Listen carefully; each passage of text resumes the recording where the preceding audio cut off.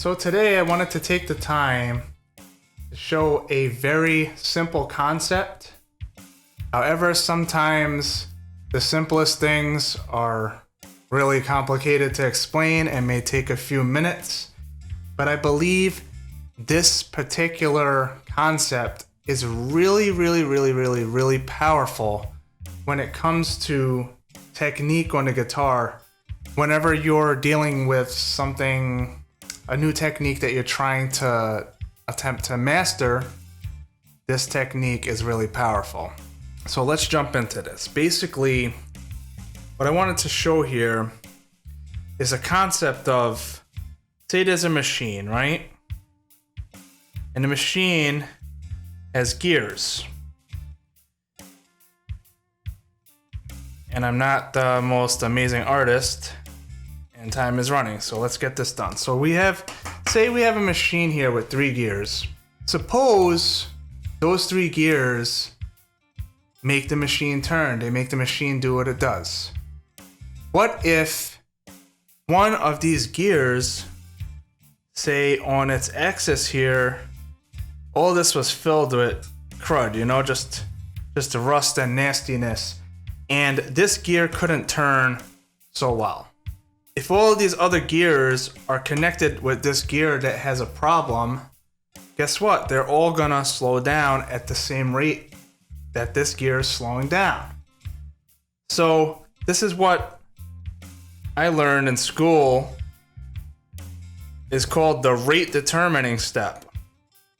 Or the concept is where the slowest part of any whole process is going to determine its overall rate.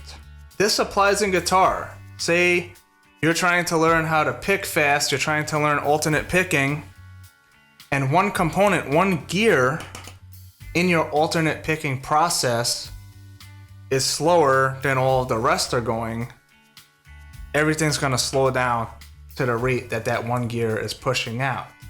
Another way to look at this is to say, well, if this is the whole process, if this is a whole guitar technique, let's say it's string bending.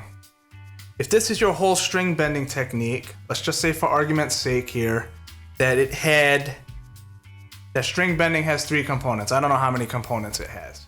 But if you look at any particular technique that's physical, it has various smaller components within the bigger picture. So like string bending has fretting, it has how you position your fingers in preparation for the bend, it has your wrist and or elbow action. There are several different components to string bending. If any one of those components, or if any one of those several components has something slightly off with it, or if it's just bad altogether, then the entire technique melts down and doesn't work well. So whenever you want to develop a technique better, the correct approach to doing that would be to identify its various components and make sure each component, each gear is turning correctly, isolate them by themselves, bring them together into one piece after you've smoothed out each piece of the process, come back together and bring them back together, and then the whole machine will turn smoothly. So like if that's string bending, your whole string bending form will be better if you taken each component that I mentioned earlier, smooth it out by itself, and then work on putting the gears back together again. And this is another thing that I think I've seen this part to whole, right? Parts to the whole thing. There's a relationship between the whole big picture and its parts. And if you break down the whole thing into its individual parts, master each part and then put it back together, the whole thing becomes strong again. So this is not like really a specific lesson on how to do something on the guitar, but more of a mindset, a concept that's very simple, albeit maybe a little bit not that simple to explain, but very powerful, that will help you whenever you're struggling with something. If you could get this into your mind like a mindset. Like, whenever I'm struggling with anything and I can't figure out what's going on, how can I get better? Well, I can take the whole thing, I can slow it down, I could zoom in on individual parts, and once I'm zoomed in on, say, this gear, I can figure out how to get it to turn more smoothly. Maybe this gear has a little rust on it. Maybe I could spray some WD-40 on there. Maybe I can scrape off some of this with a chisel and then try to put it back together and try to run the machine. So it's kind of like this is how mechanics, I don't know if you've ever worked on a car. I certainly have. I grew up working with my father, who was a mechanic. Basically, this is the approach that anybody who works with machinery would use. And your technique is a physical thing. Your body and all of these, your body is basically a machine, and so is the guitar, and how they interact are like gears turning together too. So if you apply this concept to your overall mindset, you may find that you're able more and more to identify where your weaknesses are, strengthen those weaknesses, put it back together to the whole machine, and then with time and lots of rinsing and repeating of this, you become a much better guitar player. This also applies with learning music theory and other things as well.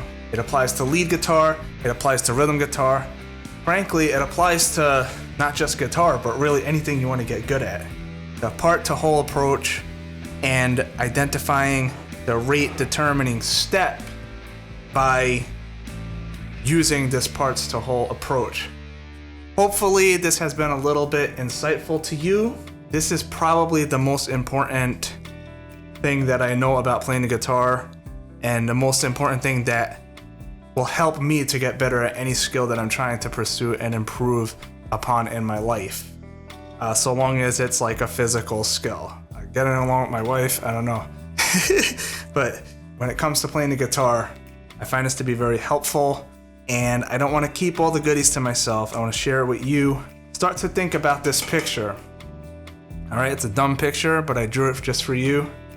Took time out my day and I drew it just for you, so you can have this picture in your mind and think about it when you're trying to improve upon any skill. So, thank you for watching. Play the guitar from the heart, but when you do play from the heart, try to notice what's going wrong and use this approach to fix things better, so when you play from your heart next time, it goes smoother. And have fun with that. I'll see you next time.